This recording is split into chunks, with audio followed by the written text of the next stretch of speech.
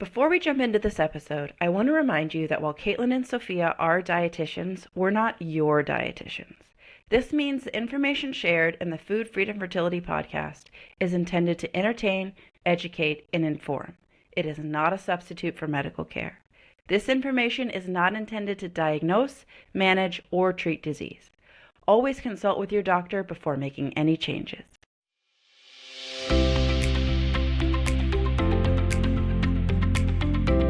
Welcome to another episode of Food Freedom and Fertility. This is a new kind of series that we're starting on the podcast. It's a little bit separate from the seasons. We might call these Win Wednesdays because we love alliteration, or we might change the name. But Sophia and I and Kaile are kind of the bosses around here. Today we're going to present to you a hopeful fertility story. We want to not only give you expert advice, but continue to be a beacon of hope in your trying to conceive journey. And that's what these Win Wednesdays are going to all be about. They may not just be about success stories that end in pregnancy and babies, but wins along the way, and highlight different types of fertility stories so that you don't feel so lonely in this trying to conceive journey. So today we're very excited to have Kaile with us. Kaile is near and dear to both Sophia's and my hearts because she's the girl that hangs out with us behind the scenes. She is our podcast VA, editor, puts up with Sophia and Caitlin. She has a lot of titles. Mostly we just say we love her. But she has a fun story, and she is tied to us because she's also listened to the podcast for a long time and been a part of one of our programs. So Kaile, we are so excited to have you here today, and we can't wait to jump in. But first of all, what's it like being here on the other side? Not just editing, but recording with us. It's definitely fun. I do love editing the podcast because I feel like I get a behind the scenes of what you guys talk about, and I don't edit a lot out. So for anyone listening, Caitlin and Sophia, this is truly who they are. They are super passionate about fertility and women's health, and it's really fun to be on the other side, full circle, and telling my story because you guys both played such a huge role in conceiving my daughter.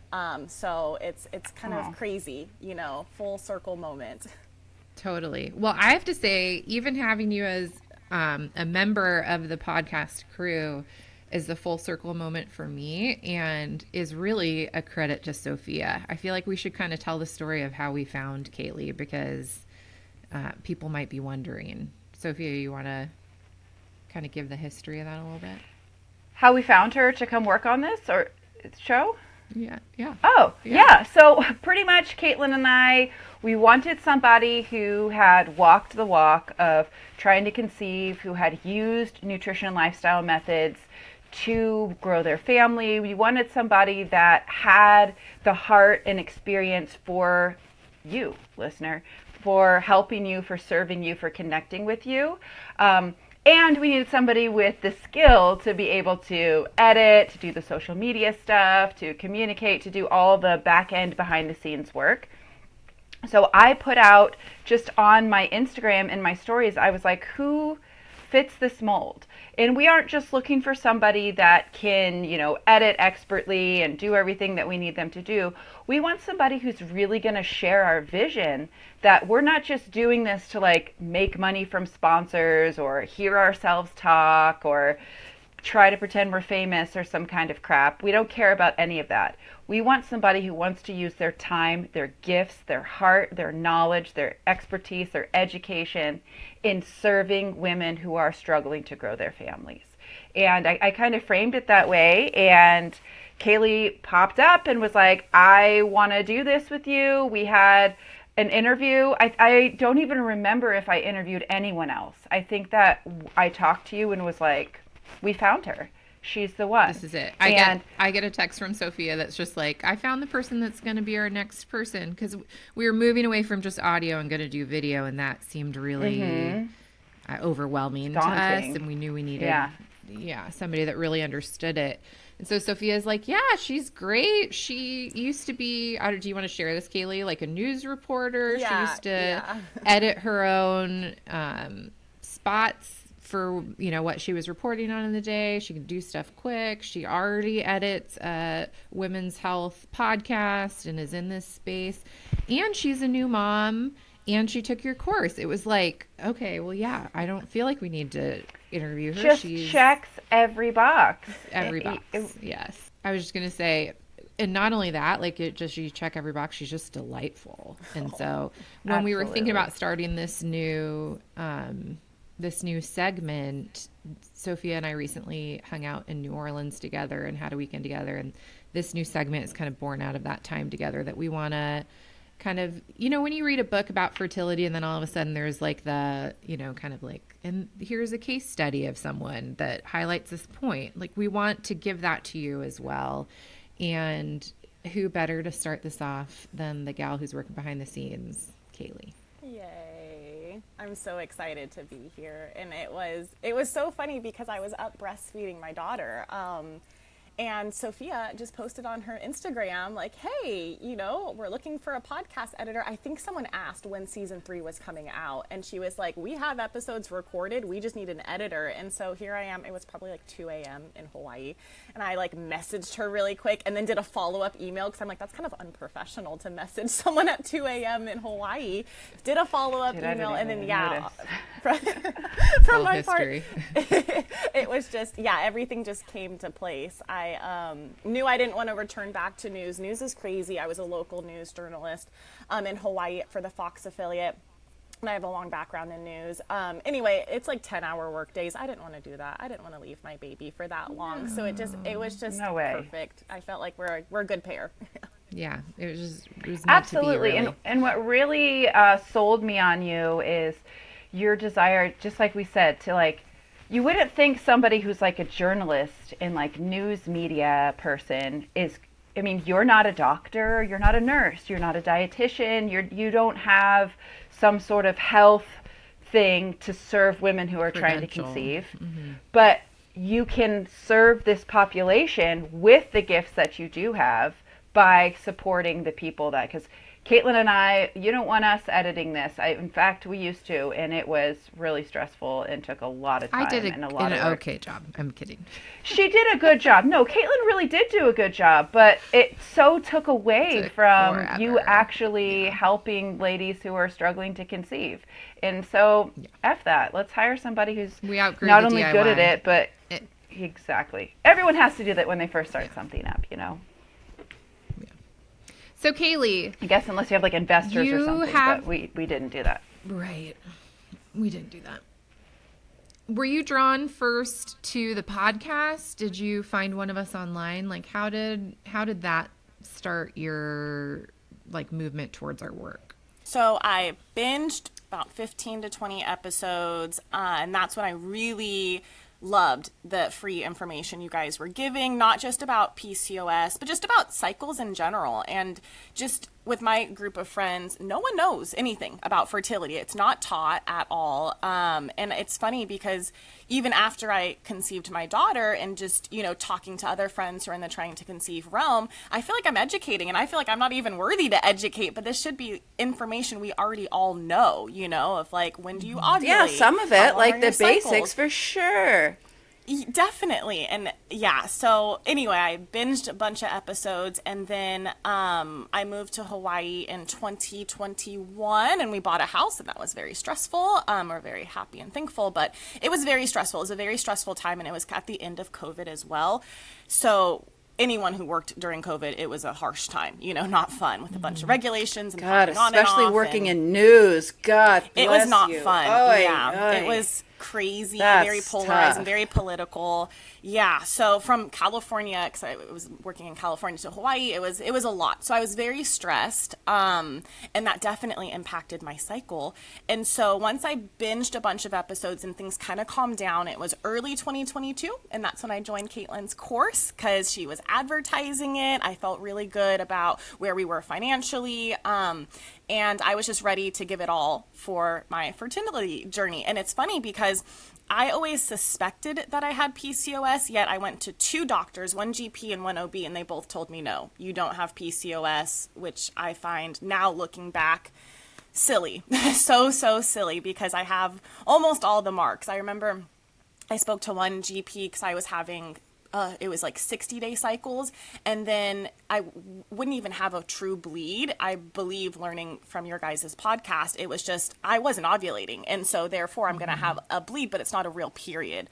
And so that's when I went to my GP, and he was like, well, your BMI is normal, no PCOS. And I'm like, I knew it. No. I knew it. Yeah. It was so silly. Just and I because just was like, you're not thin. True. Oh my gosh.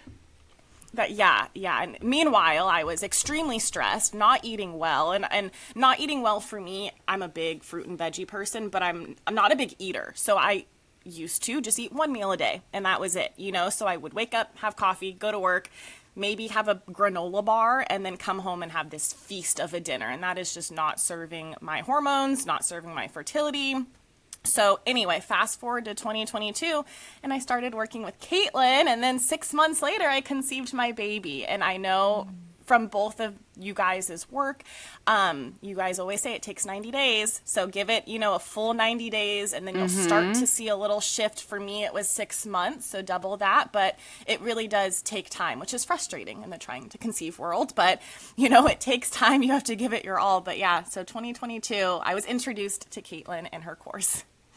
So did you have a diagnosis prior to joining the course? Like, were you sure you had PCOS just on your own supposing and research, or at that point had you made it to a doctor that was like, yes, you check enough of the boxes? No doctor gave me a actual diagnosis, and I don't know if my husband's military, so we do TRICARE, and we don't have TRICARE Select, so I just go to the Army hospital that is, on island. I'm in Hawaii, and so I don't know if it's lack of resources, if it's lack of having my own GP. I just see whoever's available. And so I think every time I do see a GP or an OB at the Army hospital, it's a new person. I don't have my own person. And so I think that played a role into it, because they don't know me. They look at me. I did get my labs drawn before I conceived, because I was trying to figure out, why is my cycle 60 days and why am I bleeding, but I knew it wasn't a real period. And my labs were mediocre. They were in range, not optimal, but in range. And so from those two pieces, they were like, nope, can't be PCOS yet. I had very long cycles. And then when I had an ultrasound done, they did see cysts on my ovaries. However, could it be PCOS? Could it be the long cycles? Could it be, so it wasn't a real PCOS diagnosis. However, I truly believe I do have it. And I just, didn't have enough time to do enough work, because I eventually conceived my daughter. Or have a doctor that just was willing to dig deeper. Yep. Do you have androgenic symptoms like hair loss, hair growth, acne, any of those things that come to mind? I do have acne. I've had acne since I was a teen, so since the puberty hit. And I did have quite a bit of hair loss, which is interesting, before I conceived. So before I took your course, really, I had very fragile, thin hair. And then once I really started working on my nutrition, it's been fine. So... But other than that, I haven't had any, my hormones, when we would get them tested, they were all in the normal range. Again, not optimal, but normal range. And my cycles were long. So 50, 60-day cycles. Yeah. I mean, definitely somebody looking at that could go, we should rule out other things, right? We shouldn't just say oh yeah, because there are other reasons for acne, and there can be other reasons for long cycles, but seeing polycystic appearing ovaries, seeing this trending towards longer cycles, it should make somebody dig deeper. Is something going on with the thyroid? Is it what else could be causing these things? All right, if none of those things are present, it is kind of a diagnosis of exclusion in that way.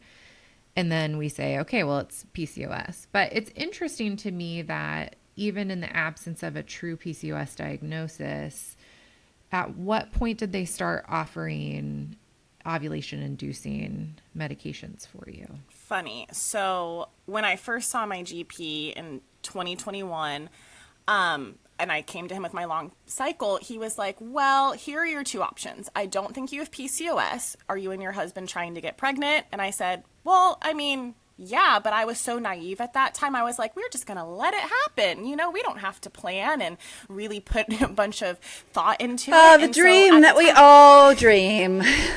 Right? I really, yeah, naive.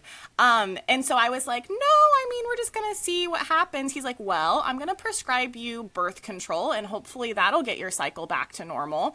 And, you know, when you're ready to have a baby, come back here and we can look further into it. And so I left that GP appointment just so confused. That was in 2021. Then I found Caitlin in 2022, early 2022, and that's when I went to my OB. I had a cycle. I confirmed ovulation. It was a very long cycle. I believe it was 55 days. And my GP, who was very sweet, and again, at the Army hospital, you just kind of get what you get. She was very sweet, and she said, okay, you're trying to conceive. I can kind of see you have long cycles. I don't really have the tools to really dig deep into, you know, why that's happening. So let's prescribe letrozole. Come back in a month if it doesn't work. And so I, you know, was like so confused even more. I'm like, what is this drug? Thankfully, your guys' podcast has episodes on that. And, you know, how does it work? And so that's when I was also in Caitlin's course, you know, asking questions, looking through the comment section of like, okay, women have taken this and been in her course. What does that mean? How does it work? Pros, cons, and all of that. So it was in 2022 when I was prescribed letrozole randomly. Yeah.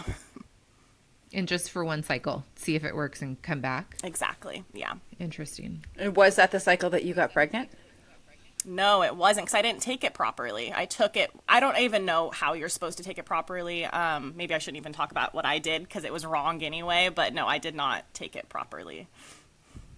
How amazing that they send you away with a prescription and no idea how to use it. That drug is powerful, and people have really been harmed by it if they don't use it right. Like I've had clients, especially with PCOS, that had ovarian hyperstimulation syndrome after using letrozole. And that's just so wild that you were just sent away with this pack of pills like they were Pez, like they were gummy bears, and Yes. without adequate education on how to actually use this medicine. Cheesy Pete. Yeah, it was interesting. I will have to say that after that, because I was so confused and I, you know, was working with Caitlin, I did push to be seen by a reproductive endocrinologist. And so he was helpful in Hawaii. He did he didn't suspect PCOS. He didn't really look too deep into it. He ran my panels again and they were in the normal realm. And when I was working with Caitlin, and this is where I believe you guys talk about managing PCOS, but not curing it. I believe everything was managed. So my cycles, when I was working with Caitlin after about 3 months, jumped down to 30 days. I was confirming ovulation. My husband was really busy at the time, so we were not getting a lot of attempts to try. He has a crazy schedule. And so when I was, you know, being seen with this reproductive endocrinologist, he, again, told me, you know what, here's some letrozole. He explained how to use it, which was very helpful. And so then we had one more trial with him with the letrozole, and that one ended up in me conceiving my baby. So amazing. Yeah, but again, is it? Yeah. Yeah. So amazing. So in a scenario like this, it's so interesting that, because one thing that I do remember from when you joined was we didn't have a really thorough lab panel to begin with. And I was like, oh, well, I'll just help you get that. And that's when I realized that's not so easy to do in Hawaii. There are other states, it's a lot easier. Hawaii, New York, and New Jersey seem to be really difficult ones for different reasons to get kind of outside care professionals to order labs for you. And so I remember when you went to the reproductive endocrinologist and it being like, finally, we have somebody that's willing to do a really solid, full, thorough panel. But also, you know, one piece that's really interesting about your story is seeing how well your cycle reacted to changes in your behavior, in your diet, while also learning about your fertility and like, when are my fertile windows? It's interesting to think like, had your husband's work schedule been different, maybe things would have been different. Maybe you wouldn't have even needed that cycle with the letrozole because maybe things, you know, the stars wouldn't have aligned. we'll never know. And we want the little baby girl that you have, you know, so sometimes those like what ifs, it's not really helpful to walk down that path, but it is interesting. And especially if you guys are considering growing your family more, that idea of really feeling more in control and then seeing as I'm implementing changes, watch my body communicate to me that my fertility is really turning back on. Because that's what your cycle was telling you. It was telling you it was shorter. You were ovulating earlier in your cycle. Potentially things could have becoming, you know, more in a more positive light, things like egg quality or progesterone production or things like that. Definitely. All It's the systems interesting were coming because online. literally, and I remember the turning point of working with, and I think I knew what to do, right? Like I need to eat more. I knew that about myself. It was just nice having you, Caitlin, there. And this beautiful little plan that tells you exactly, here's some fun food ideas. Here's what you need to do. You need to be moving your body. And I implemented almost all of that. Obviously, no one's perfect. You know, I took what I could do.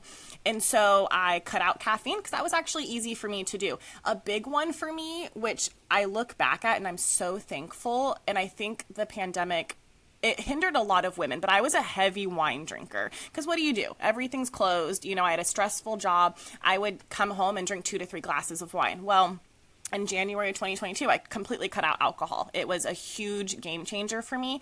And I cut out caffeine. I went on daily walks. Again, everything I learned from your course. And it was so nice having it out there and explained, like, this is a good reason why you should do this. This is a good reason why you should limit alcohol consumption, caffeine consumption. And so when it was time, and I always knew that I would have a kid, I want a family. I knew that. So I was like, whenever I get pregnant, I don't want to have any of these things when I'm carrying my child. And so it was a very easy way for me to give all that up and do daily walks. And take a good quality prenatal vitamin. I think that's not talked about enough. But taking a good quality prenatal vitamin, I did all of that, and then I conceived. And while I was trying all of that, just like you said, Caitlin, my cycles really went down to 30-ish days, confirming ovulations. I used the LH strips to confirm ovulation. I tried doing basal body temperature, but it just wasn't. I'm not consistent. You know, sometimes I wake up at 6. Listener, the LH strips actually can't confirm ovulation, but they can predict in some cases. Like Predict. Thank you. Yes. I have to just jump in and say that. You're just good. Because I just want to put it, just make it clear. So I would get the test LH strips, and it would predict you're about to ovulate. And so that's what I was doing for about 4.5 months, which was really nice. Did your body rev up in terms of cervical mucus? Was that clear for you?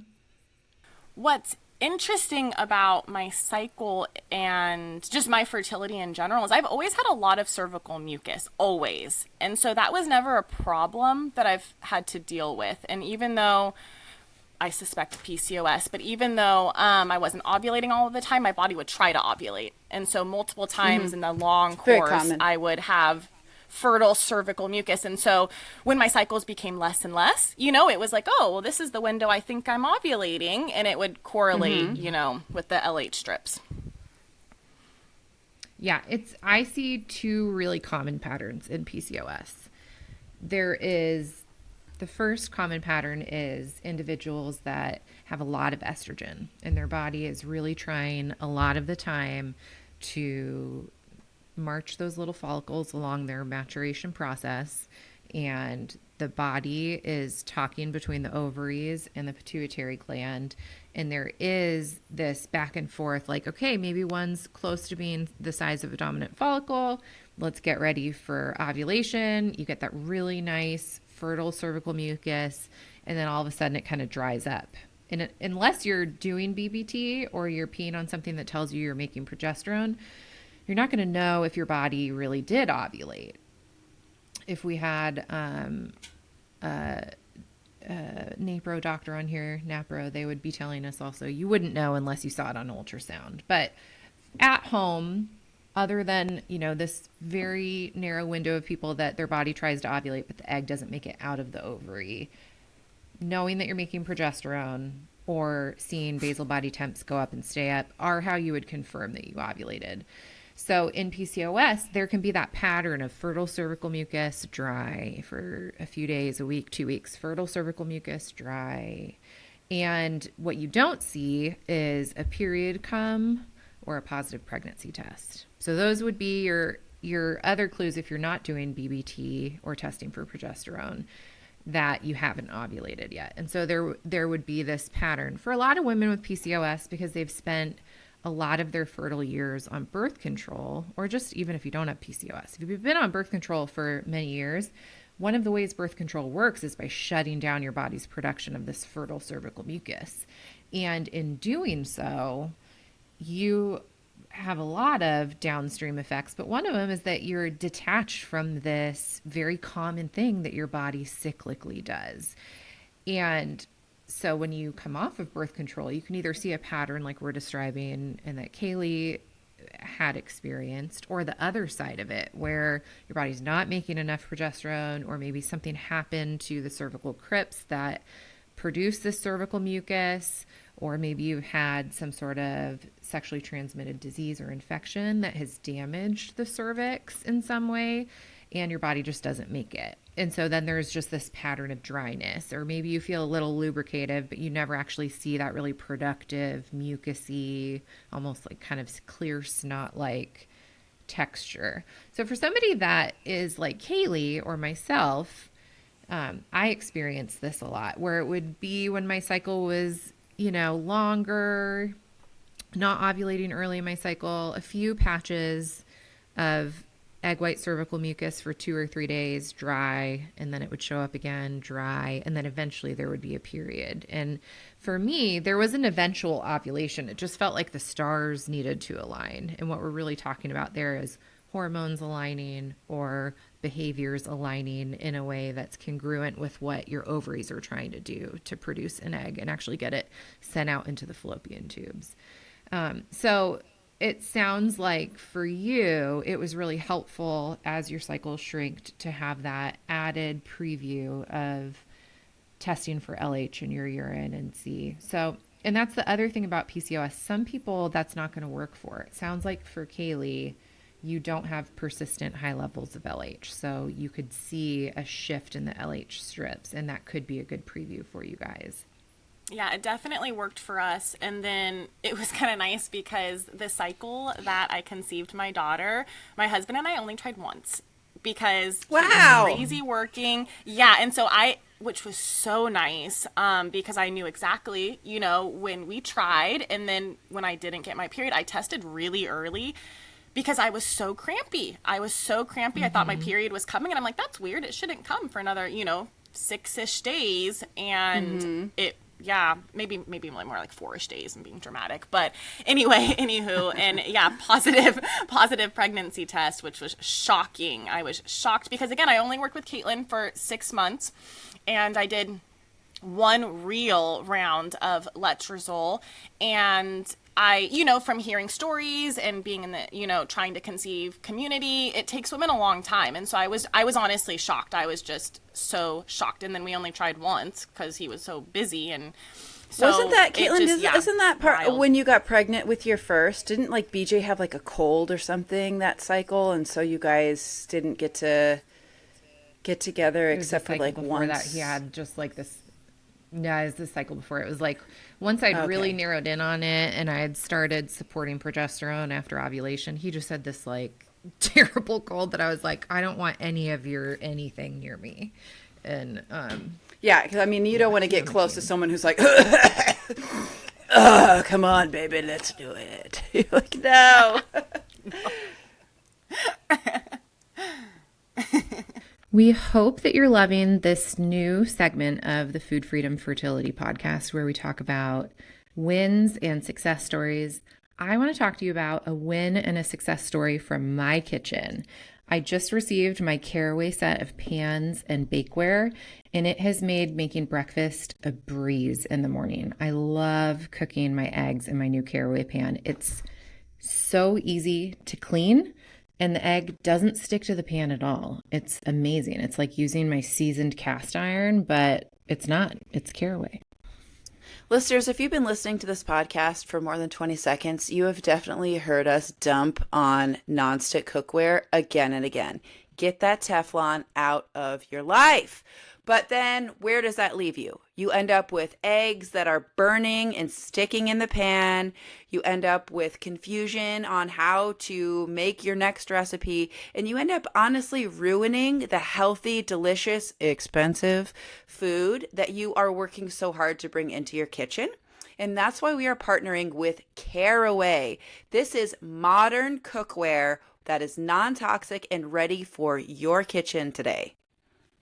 So we had this like chance encounter with Caraway. I sat next to an executive of Caraway on an airplane, and I thought Caraway was like any other fast brand, up and coming. You're telling me it's non-toxic. I don't really believe you. And then I got to know the brand a little bit, and I was like, wow, this is really actually very different. And they are committed to making sure that chemicals are not a part of your cookware. So this is safe to use. I use it in my own kitchen, and you know how I keep very high standards. I want to tell you about one of the most favorite things I've been cooking in my Caraway pans lately. So I got their cookware pans, and it comes with a skillet. And one of my like most favorite breakfasts lately is making an egg breakfast quesadilla. But unless you use an incredibly well-seasoned pan or like a pound of butter, this is not an easy thing to cook in a pan and have it come out looking like a quesadilla. But Caraway came to the rescue. I can crack my eggs into the pan, add in, cheese and veggies, and then lay my tortilla on top, let it cook for a couple seconds. Swish my little pan around, flip this thing over, and there's no egg stuck to the bottom of this pan. It's truly like doesn't stick at all. Non-stick without all the heavy chemicals and toxins. I love it. And just as a reminder, their iconic cookware set comes with the saute pan, the fry pan, Dutch oven, saucepan, lids for everything, a canvas lid holder, and a magnetic pan rack for storage. It is the ultimate kitchen setup, and it will save you $150 versus buying the items individually. Plus, if you visit carawayhome.com/FFF10, you can take an additional 10% off your purchase. This deal is exclusive for our listeners, so go to carawayhome.com/FFF10 or use code FFF10 at checkout. Caraway, non-toxic cookware made modern. We want to hear the drama. What was it like getting that first ever positive test and telling your husband, tell us that moment? It was shocking. I called my sister first because my husband was at work. I did that with my first baby too. It's fun, yeah, and I have a younger sister. It was so sweet, and so she was so excited. She was like, wow, congrats, I'm so excited. And then I kept the secret hidden for a full 24 hours, and I ran to Target, got a baby onesie, bought more pregnancy tests, and I did the cute little reveal, and I recorded it where, he opens the onesie, and then he was like, what? Because, again, we only tried once, and so... yeah, he was very shocked and surprised. Then he got emotional. I got emotional. It was beautiful. It was very beautiful. And then I was pregnant. It was just, it's like one day you're not, one day you are. And that truly is how it is working in the trying to conceive realm, the infertility realm. It just happens, and when you do everything right and you try so hard and you eat better, cut out caffeine, cut out alcohol, whatever it may be, to help a cycle. And then it just pop, you're pregnant, and it's shocking. And that's a mind shift. Was that hard for you going from we're trying to now I'm pregnant? What was that experience like for you? It was very difficult. Yeah, it was difficult because around 7 weeks I had very, very light spotting. Dark brown, maybe 4 or 5 dots. And so I freak out. I'm like, oh my gosh, this is the start. I'm very upset. And I was actually hiking, which, is funny. But I was hiking and I used one of the bathrooms at the, outside. And anyway, so we call the Army hospital. We get seen and we got a very early ultrasound at 7 weeks. And I remember, I'm going to get emotional because the doctor was so great. He, pulled out the little wand, and he was like, oh, nope, heartbeat, strong heartbeat. Congrats, Dad. You're a father. And it was so sweet. And so that eased my mind a lot. And then throughout my journey of being pregnant, I battled with HG. And so that was at the forefront of my mind the entire time. It was awful. I didn't know anything about it. I've never heard about HG or how sick people can get. I actually lost 15 pounds. That was the hardest for me. So I was super excited to be pregnant. I was so happy. But in the front of my mind, I was like, am I eating enough to grow my baby?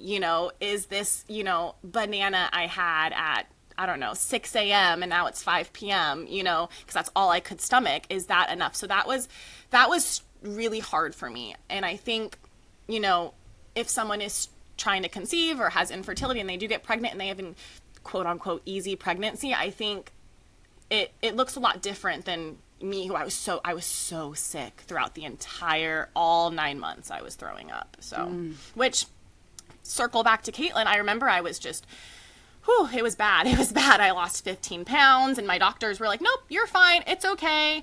And I told Caitlin, and I really tried hard to not use medication. I didn't want to take Zofran to stop the nausea. I didn't want to take Unisom at night so I can sleep and not throw up every hour. And I remember messaging Caitlin. I was like, Caitlin, I'm really sick. Like, what should I do? And she was like, nope.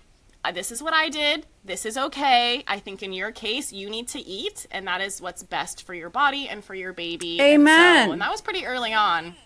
Yeah, that was around, I think, 18, 20 weeks. I'm not sure, but my nausea was not subsiding. It was getting worse and worse, honestly. And so working with Caitlin, being in that community, it really helped me take the medicine. And so I was on Zofran and Unisom the entire pregnancy, because if I skipped one, I would be puking for 24 hours, despite taking it the next, allotted time. I think that is, thank you for being willing to share that. I think that people have a lot of shame or guilt around needing medical support, but having a question in your mind, the banana that I ate at 6 a.m., is that going to be enough till 8 p.m. because I can't keep anything else down or I can't stomach anything? Like, you need to trust your gut. Your gut was saying, this isn't enough. My baby needs more. I'm losing weight.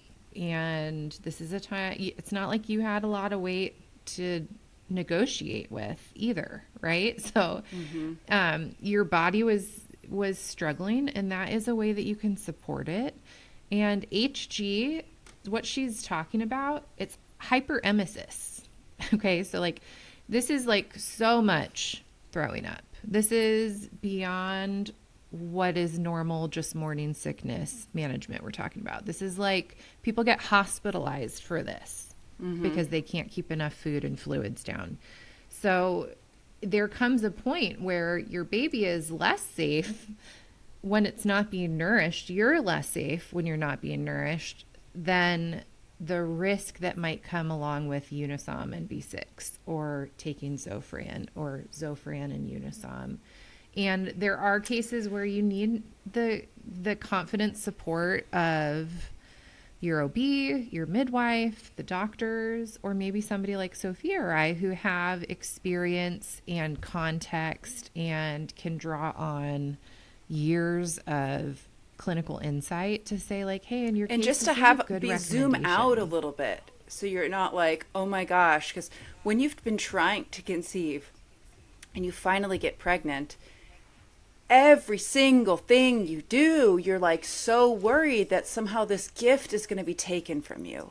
And you're just terrified, like walk down the street and somebody 10 feet ahead of you smokes their vape. And you're like, I just was near somebody who was vaping. I'm sure my baby has autism now.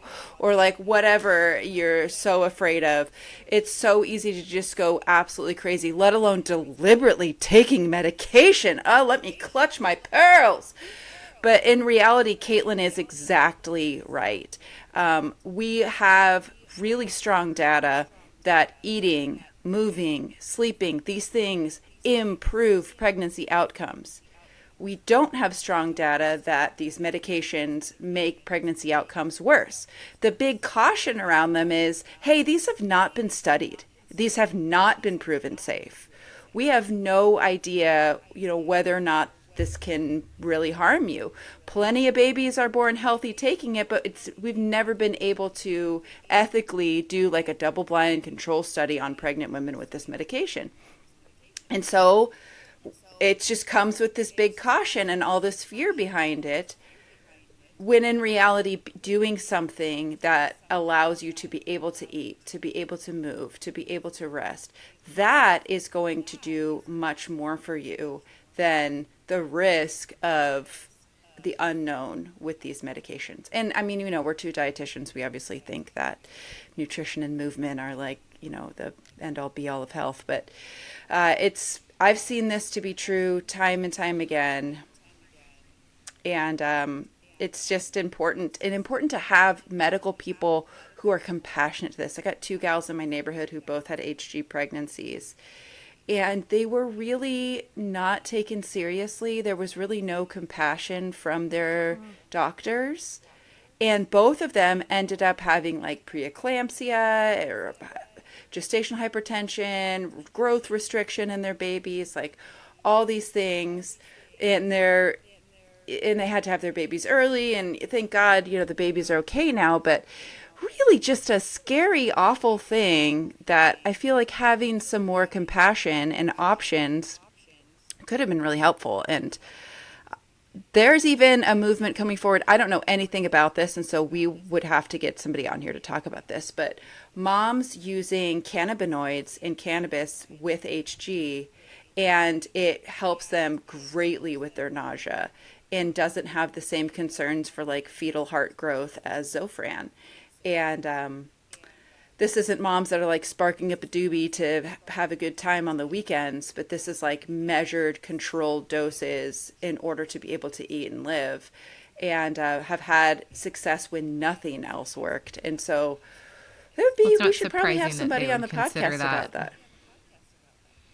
Yeah, it's surprising that it would be something to consider because of the support and help it is for somebody like with pain management, HIV, lack cancer, of appetite with like cancer. Mm-hmm. Yeah, exactly. So very interesting. Well, so talk to us a little bit about your exposure to the podcast or to us or to whatever else. And it doesn't have to be about us. And that's not really what I mean, but to shape your birthing experience and your postpartum. Oh, girls. So once I was deep pregnant, like 22 weeks, I became absolutely obsessed with birth stories, and your podcast introduced me to my love for birth stories. I think it is so beautiful.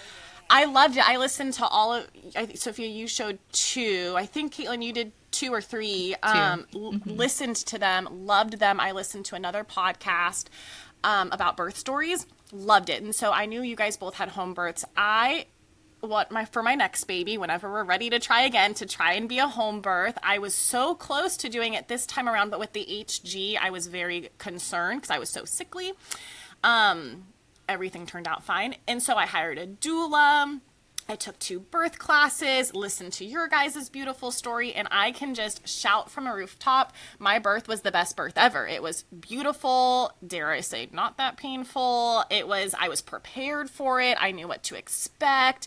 It was lovely.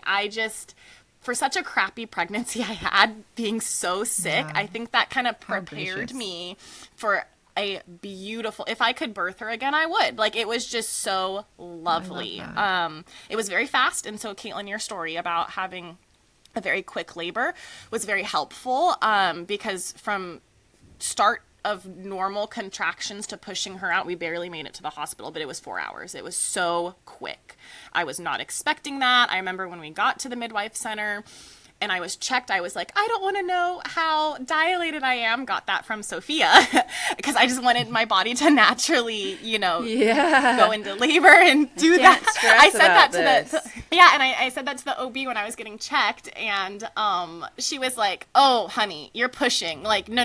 I feel that the baby's coming now. And so in the check room, they thought I was going to birth her there. But then my midwife came and she was like, oh no, hi Kaile, let's walk to the birth center, and then walked over to the room, and 3 pushes later my daughter was out, and I was shocked. The whole thing was shocking, how fast it went. Oh, Lord, be it unto me. Should I ever have another baby? I can't with another 53-hour labor. I can't. Insane. And I've heard stories, of women going so long and then having interventions. I mean, they didn't even put they didn't put in no IV, no on you? blood pressure, nothing. There was no time. Yeah. There was no time. Yeah. So, and then she come, and it was really funny because once I'm holding her, we're doing golden hour. We did delayed cord clamping. It was very beautiful. Then the nurse comes in and she's like, so you were supposed to sign this when you first came in, but you could, get really injured birthing a baby. She's like, would you mind signing this and we'll date it? And I'm like, of course, like, that's fine. Wow. It was really, really funny. I love that. Yeah. So you got checked and baby was coming, and let's walk over to the birthing center and let's birth this baby. What part of labor, transition, laboring at home, pushing baby out, is there a part of labor that made you feel like I could do anything? You could put a mountain in front of me right now. I could summit it. If you told me to swim from this Hawaiian island to that Hawaiian island and someone's life was dependent on it, girl, hop on my back. Like, what part of labor for you was that transformative moment? It was when contractions were regular and I was so managing them at home. I was just holding on to a comb. Honestly, it was very, very, not horrible yet. And I remember I got nervous. It took my husband like 90 minutes to pack the car, even though everything was ready. But anyway, I got nervous because he was taking so long to pack the car. And I went to the Sophia bathroom. knows about that. Yeah, I was like, dude. That was very triggering for me when you said that just now. I was like, That's so funny. some of the things you say, I'm like, did we marry the same guy? Like, he just, oh my God, bless him. He gets it right, but boy, does he do it slow. Just this morning, the girls are in the car, shoes on, ready to go to church, and he's still dinking around upstairs. And he's like, oh, they're ready to go. I'm like, yeah, honey, you've been in the shower for 30 minutes. Or like in the shower, like wiping your nose or doing your thing. Okay, let's keep going. Okay, I'm sorry. I'm triggered. That was just really funny to me. Caitlin read my mind. Caitlin saw my face go like, God. No, I didn't even need to see it. I just Like, I'm in labor and you are going, 1 or 2, 2 or 1. Here we go. Yes. Stop and stare. Yes. Check my Literally, pockets. Check my pockets. Check my pockets. Stop and stare. That was my husband, bless him. But I just remember I got kind of nervous because I kept peeing when I was laboring at home. It was very manageable. I would walk. I was actually alone. Again, I only labored at home for, 3 hours. And most of that was alone. I just didn't want my husband near me. I was okay. Bouncing on my bounce ball and grabbing my comb and walking and stomping. I was fine. So I got nervous when I started pushing at home, and then when we made it to the hospital, and then when I was told, okay, it's time to push, I was like, I don't want to make my story feel like any woman who struggled with their labor delivery, I don't want to shame them, but I remember thinking, that's it? Like, what? Time to push? Like, that's no way. Like, this wasn't that It's bad. fine. I'm feeling shamed, but it's all right. I'm Keep sorry. Going. It's not about me. I'm just kidding. I just remember being like, there's no way. Sounds beautiful. Praise God. I mean, thank God. You struggled to conceive. You barfed your brains out. Like, can we get one thing that's like working and is easy? Yes. Please.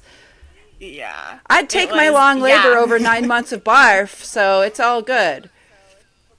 Yeah. It was funny. And then I pushed her out, and I remember being like, I don't want to do this. Like, I don't want to push it. It doesn't feel good, And my midwife was like, you got this. You came here and you were going to have her no matter what, thankfully you made it. And so, pushed her out in 3 contractions Wow. That's impressive, girl. on hands and knees too. So I was not on my back. Love it. Nope. I didn't tear. But she was small, and I blame my HG. So she was just shy of 6 pounds. She was small. She was in the right position. Peanut. Yeah, everything just kind of worked out. So again, when I do talk to other women who have had longer labors, I'm like, okay, well, my baby was teeny. She was 6 pounds. So, don't feel bad. Kaile? This was your experience, and there's nothing that should make you think that you're quote unquote, that was it. This is all I had to do. Nothing should take away how amazing that is. That you lived through a very fast, quick labor, even with a 6-pounder. 6 pounds coming out of your vagina is 6 pounds. Like, what put it in your vagina was not 6 pounds. So don't let somebody who had a story that was completely different invalidate. What an image of a incredible 6-pound your dong birth I is. just got in my mind. But you know what I mean? Like, so I'm going to phrase the question again. Like, what about your birth made you go, I can summit any mountain? I was definitely pushing. It was pushing. I was just like, I don't want to do this, but I will. You know, like, I obviously want to meet my daughter. The only way is through. Yeah, I just, yeah. It was pushing for sure. And then she came out and you had a beautiful golden hour. And Yeah. So we don't have all the time in the world, but this story is so hopeful and compelling and beautiful. And so first of all, I want to thank you for sharing it with our listeners and being willing to put your face into the ether and let other people just hear a positive, encouraging story. When you think about your birth experience, your pregnancy experience, your trying to conceive journey, what about it will you really take with you into trying for number 2? Like, what will you approach differently? Or maybe because you did it the first time, you know you'll for sure do it the same next time? Definitely give myself 90 days. I think taking it slow, giving myself 90 days to really work on nutrition. I'm still breastfeeding. My baby just turned 1. So I know my body needs to nourish my daughter. You know, my body needs to nourish my daughter. I'm okay with that. And so once we are ready to try for baby number 2, I really think I'm going to, implement everything that I used to, which is going on walks, which I'm now starting to do with a 1-year-old regularly, which is lovely. Eat good food, which again, I do think, and I know from people who worked in, I believe, both of your guys' courses, trying for baby number 2 sometimes after working with you guys is easier because you already have all the tools in your toolkit, going on walks, taking a very good prenatal vitamin. And so that's literally what I will be taking with me when we try for baby number 2. And then I'm not, I'm crossing my fingers. It'll be another easy birth. I am expecting to battle HG again. Amen. That typically is how it goes. And so now I have the knowledge, like, this is what is going to work for me. I'm prepared for this. I'm anticipating it, and so I'm hopeful that we can get through it again and I can have another easy, hopefully, fingers crossed, home birth. Would be awesome. It would be wonderful. Yeah. I mean, you almost had a baby at home. Almost. Sounds like you might have, you almost had one anyway. Is there anything else you want our audience to know before we wrap up? Just how amazing you two are. You guys are the real deal. And I know oh my gosh, I so just sweet. edited, it should be out by now, but I edited the episode of trying to conceive in the social media era. That was a great episode because it really conveys anyone trying to conceive, anyone battling with infertility, and how misinformation just gets thrown around, and I think me having the journalistic background, I really wanted accurate information. You guys are the real deal. You guys are putting up the facts and putting up the numbers and talking about resources and sources and having experts on the podcast. And so I just really valued that. I valued what you guys do. I think it's so beautiful welcoming all these babies into the world. And, it's because of you guys and your knowledge that, should be readily available. We should all learn it earlier in life, but we don't, and that's okay. Maybe things will change. But I really think, I just really appreciate what you guys do and what you guys put out there. And I look forward to implementing it all again when we start to conceive baby 2. Yeah. Well, thank you so much for sharing that story with us, listeners. I hope that this was really helpful for you, hopeful for you, and encouraging, because I know that we loved listening to it. So thank you again, Kaile. We love you. Thank you for the work you do here. And listener, we'll catch you on the next one.